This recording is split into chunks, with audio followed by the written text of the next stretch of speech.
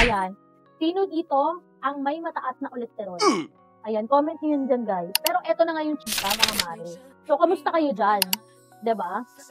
Kaya kung ikaw or may kakilala ka na may problema sa kolesterol, eto na ang isi-share ko sa inyo kung anong meron kay Herbal Nation. Kasi ang madalas dyan, baka puro kayo chicharon, lechon, kanji, ay nako dear. So, yung mga napadaan dyan sa ating live, baka eto na yung time.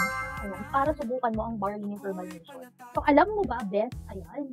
So, kung ang puso mo ay parang traffic sa EDSA, bara-bara, so, kailangan mo ng mag-barley. So, barley ay kilala na nakakatulong to lower bad cholesterol. Para mas suwabe ang daloy ng dugo mo. Ano bang benefit na matutulong ng barley ni Herbal Nation, lalo na kung mataas ang inyong cholesterol? So, guys, ang barley is mayaman sa beta-glucan, a type of soluble fiber that acts like a sponge. So, siya yung nag-a-absorb ng bad cholesterol sa katawan and to flush out toxins. So, ganun siya. Another thing, guys, so heart-friendly rin si Herbal Nation barley. So, lowers LDL without affecting the good cholesterol, which is the HDL.